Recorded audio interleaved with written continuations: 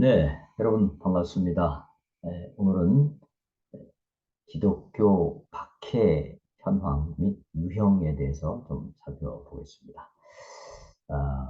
우리는 상당히 평화로운 지역에 살고 있기 때문에 기독교가 얼마나 많은 박해를 당하고 있는지 여기에 대한 인식이 그렇게 많지 않을 수 있습니다.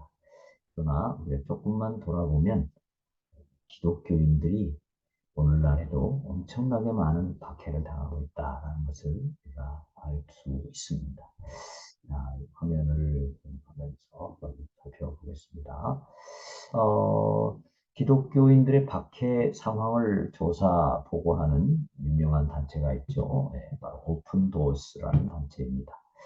여기에서 2023년도 세계 기독교 박해 지수를 발표하면서 전 세계적으로 가장 기독교 박해가 심한 국가 50개 국가를 발표했습니다.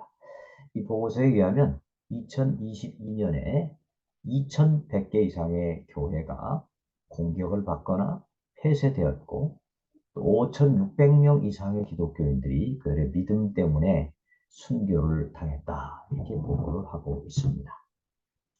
네, 종교적 박해는 기독교인만 겪는 것은 아니죠. 그러나 박해를 당하는 종교인들 가운데 75%가 기독교인들이다. 이런 보고가 있고요. 이런 점에서 찰스 티제는 기독교인들은 오늘날 세계에서 가장 널리 박해를 받는 단일 종교 집단이다. 이렇게 주장을 했습니다. 그리고 그는 또 20세기는 특히 기독교 순교와 관련해서 피투성이의 세기였다. 20세기에 많은 기독교인들이 정말 핍박을 당했습니다. 21세기에도 이미 2013년에 약 10만 명의 순교자를 내었고 이 추세가 계속 증가될 것이다. 이렇게 예상한 바 있습니다. 기독교 박해의 유형에 대해서 이 오픈도어스는 크게 세 가지 경향을 말합니다. 첫째는 국가 권위주의의 확산, 또 초강력 민족주의에 기초한 정부의 기독교 배척, 세 번째 중동 사하라 사막 이남으로 과격 이슬람 세력의 확산. 좀 더 구체적으로 살펴보면요. 에, 국가 권위주의의 확산 같은 거는 예를 들면 북한, 중국, 베트남 이런 전체주의 국가들의 경우에 독재 체제를 유지하려면 정책적으로 이런 그 독재 체제의 위협이 될 수 있는 특히 이제 인권을 강조하고 자유를 강조하는 기독교를 박해하게 됩니다. 그래서 전체주의 국가에서 기독교 박해가 많이 일어나고요. 두 번째는 인도, 네팔, 부탄, 미얀마처럼 민족과 종교가 하나 된다라는 것을 강조하면서 민족의 번영을 위해 하나의 종교만을 믿어야 한다. 이런 이념 아래 소수 종교를 박해하는 그런 경우입니다. 세 번째는 이슬람이 우세한 중동 지역과 이슬람 세력이 강하게 밀어닥치는 사하라 이남의 아프리카 지역 같은 경우죠. 이 세 가지 경우가 있는데요. 그 중에서도 가장 광범위하고도 강하게 기독교인들에 대한 박해가 일어나는 지역이 바로 이제 이슬람이 우세한 지역이죠. 물론 북한 같은 경우에 세계 최악의 기독교 박해 국가로 명단이 많이 올라갑니다. 그러나 이제 북한 외에는 아주 광범위하게 또 아주 정말 살벌하게 이 박해가 일어나는 곳이 바로 이슬람 지역이다. 이런 생각을 하고요. 그래서 주로 그 이슬람 지역에서 어떻게 박해가 일어나고 있는가 이것을 좀 집중적으로 살펴보겠습니다. 특히 이제 로잔 운동에서 로잔 글로벌 분석 이런 문건이 있는데 여기에서 이제 기독교 박해 상황에 대한 그런 내용들이 나와 있는데 그런 문건들을 참조하도록 하겠습니다. 자, 기독교 박해 상황 및 유형. 첫 번째, 이슬람 지역의 기독교 박해 상황을 보면요. 이슬람이 다수인 국가들, 특히 중동과 북아프리카 국가들이죠. 영어로는 Middle East and North Africa. 약자로 MENA, 메나. 이게 이제 이슬람이 굉장히 강한 지역들이죠. 이 주변 국가들에서는 이슬람 정부와 테러리스트들에 의한 기독교 박해가 심각하게 발생하고 있습니다. 특별히 기독교는 소수 종교 중에서는 가장 큰 규모이기 때문에 이슬람 박해의 주요 대상이 되고 있습니다. 티제는 이 지역의 종교적 특징에 대해서 많은 메나 국가들은 다른 종교에 해를 끼칠 정도로 한 종교만을 선호한다. 사실 메나는 종교 폐해에서 다른 세계의 국가들보다 8배나 높다.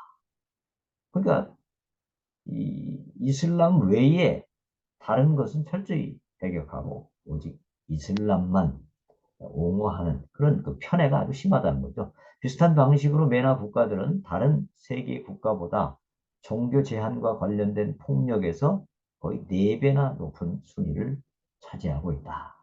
그러니까 뭐 타종교에 대한 폭력이 엄청 강한 거죠. 유사 사디크의 분석에 의하면 세계 곳곳에서 기독교인들은 엄청난 핍박을 당하고 있다는 것입니다. 예를 들면 이집트, 나이지리아, 이라크, 파키스탄 이런 나라들에서는 교회에 대한 자살 공격이 아주 빈번하게 발생하고 있고요.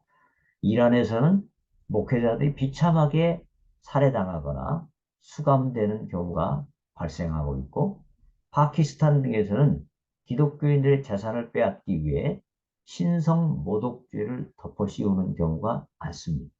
그러니까 기독교인 중에 좀 잘 사는 사람의 재산을 뺏고 싶으면 가서 막 분쟁을 일으킨 뒤에 이 사람이 알라를 신성 모독했다. 이 사람이 무함마드를 신성 모독했다. 이런 식으로 덮어씌우고 증인들을 맞추어 가지고 그를 고발하고 그래서 이 신성 모독죄는 이슬람 국가에서 굉장히 큰 죄니까요. 거기서 이제 감옥에 들어가게 되고 그 재산을 다 뺏기는 이런 경우들이 왕왕 발생됩니다. 나이지리아 등에서는 보코하람 등의 테러 단체들에 의한 대형 납치 테러가 자행되고 있습니다. 유엔에 따르면 나이지리아 동북부에서는 지난 10년간 이슬람 극단주의자들의 무장 봉기 때문에 3만 6천 명이 살해되었다.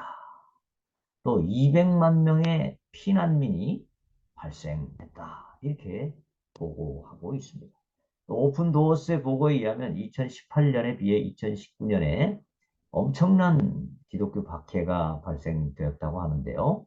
그 내용을 살펴보면 첫 번째 신앙으로 인해 희생된 기독교인들은 3,029명에서 4,283명으로 41%나 증가되었다. 이렇게 보고하고 있고 재판 없이 체포되거나 투옥된 기독교인들은 1,900명에서 3,127명으로 64%나 증가됐다.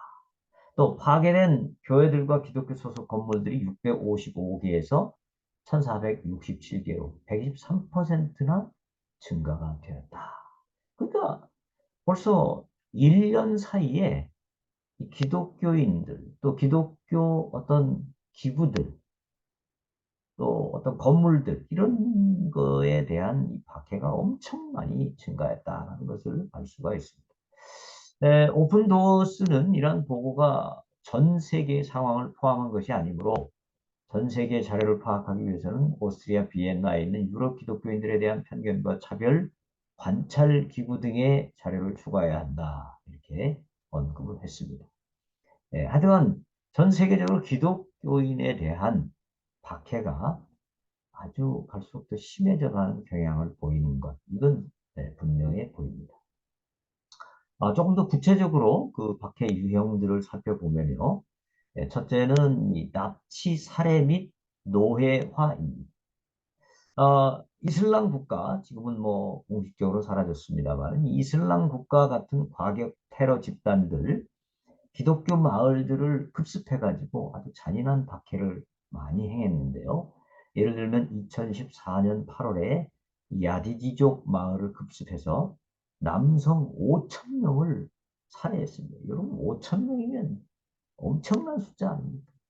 그 다음에 여성 6천 명을 납치해가지고 성노예로 팔아먹든지 또 자기들이 뭐 성노예로 부리든지 또 그 IS 전투 대원으로 참여한 사람들에게 여성들을 하나씩 이렇게 나누어 주든지 이런 참 처참한 일을 행했습니다. 나이지리아 보코하람에서 분리된 서아프리카 IS 이런 단체는 기독교 여성과 소녀들을 노예화하여 전략적 요소로 악용하기도 했습니다. 특별히 기독교와 이슬람의 규모가 비슷한 이 나이지리아에서 테러가 많이 일어나는데요. 2019년에만 최소 3,700여 명 기독교인들이 그들의 신앙 때문에 희생되었다. 이렇게 보고되고 있습니다. 이런 수치는 2천여 명으로 기록된 2018년의 수치보다 마치 2배 정도 늘어난 수치이고요. 2019년에도 성탄절에 맞추어서 나이지리아에서는 기독교인 10명을 참수하고 그 영상을 유포하기도 했습니다. 이런 박해 상황에서 살아남은 기독교인들은 결국 박해를 떠나서 새로운 어디론가 가야 되기 때문에 참 이중의 고통을 안고 있는 것이죠. 그리고 그들이 떠난 지역에는 자연스럽게 테러리스트들이나 에, 이슬람 교도들이 오게 되면서 그 지역이 완전히 이슬람 지역으로 변화되는 이런 문제가 또 발생되고 있습니다. 더 큰 문제는 이렇게 기독교인들이 속수무책으로 당하는데도 예나 지금이나 이런 박해를 저지할 만한 대책이 거의 나오지 않고 있다. 이게 참 더 안타까운 일이 아닐 수 없습니다. 두 번째는 이제 기독교 지도자들에 대한 협박, 투옥, 살해 이런 일들이 많이 발생됩니다. 지도자의 역할 참 중요하죠. 지도자가 무너지거나 와해되면 그 조직이 살아남기 어려운 면이 있습니다. 이런 사실을 잘 아는 이슬람은 기독교 지도자들을 타겟으로 해가지고 그들을 협박하고 투옥하고 살해하는 일을 아주 서슴없이 자행합니다. 이란과 같은 나라에서는 기독교 목회자들을 감옥에 집어넣거나 무참히 학살하는 그런 경우가 자주 발생했고요. 이집트에서는 이집트 인구의 10%를 차지하는 기독교 종파인 콥트 교회 지도자 또는 존경받는 평신도 의사나 수의사 등을 살해해서 기독교인들로 하여금 공포심을 느끼고 위축되도록 만들고 또 지도자들이 예, 앞에 나서는 것이 두려워지도록 만드는 거죠. 그들을 자꾸 위축시키는 거죠. 이슬람 테러 조직들은 기독교가 다수인 사하라 이남 지역, 특히 말리, 부르키나파소, 또 기타 여러 국가에서 기독교 구호 단체 활동가들을 인질로 삼아가지고 협박하고 그러면서 기독교 활동을 위축시키고 이렇게 많은 협박을 당하고 어려움 당하는 구호단체들이 30여 개 이상 되는 것으로 보고되고 있고요.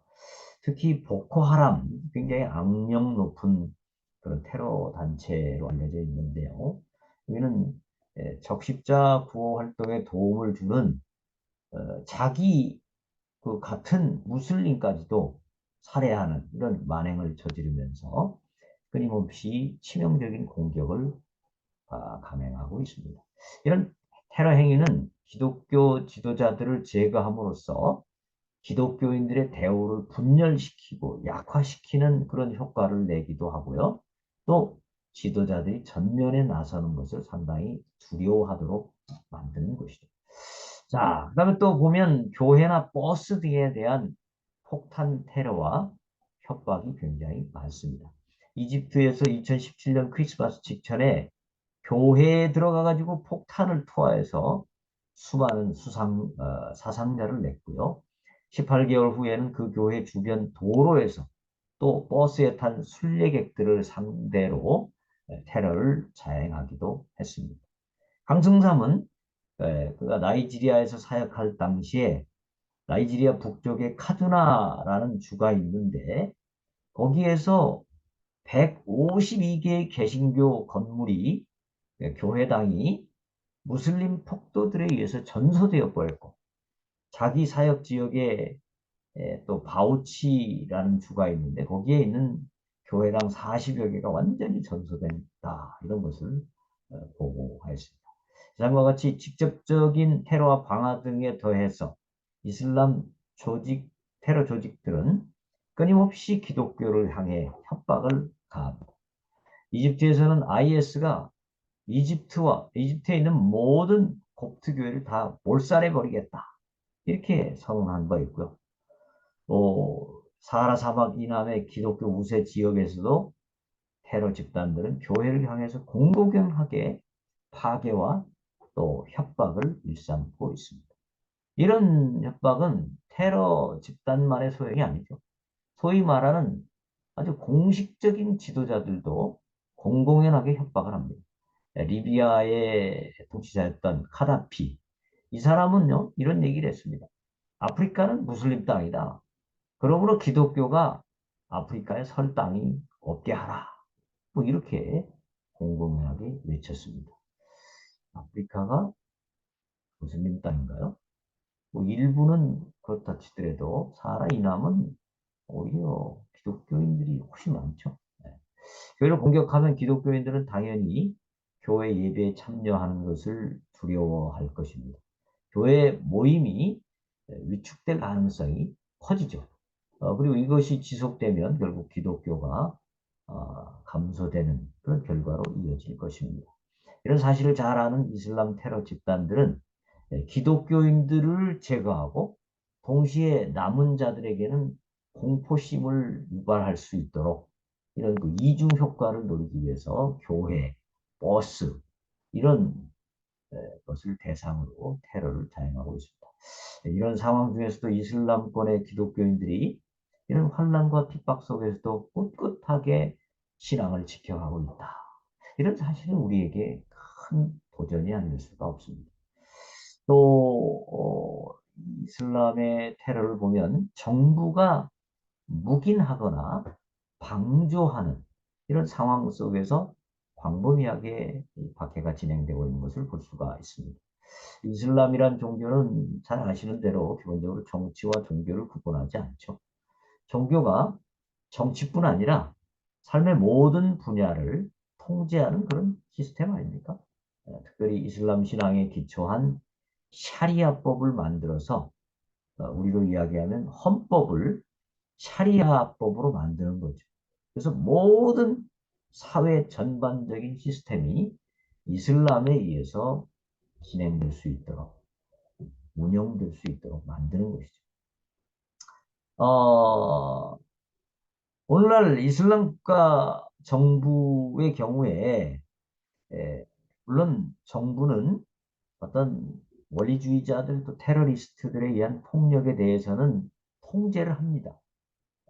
그런데 상당수 정부들은 이것을 적극적으로 통제하는 데는 한계가 있고 또 일정 부분 또 위협이 있기 때문에 이들도 상당히 좀 묵인하거나 방조하는 그런 경향을 보이는 것이 사실입니다. 나이지리아 경우 주별로 상황이 다르지만 12개 주에서 샤리아법을 이미 시행하고 있고요. 이들 주에서는 기독교인들의 경우 헌법이 보장하는 권리와 기회, 이것을 보호받지 못하고 있습니다.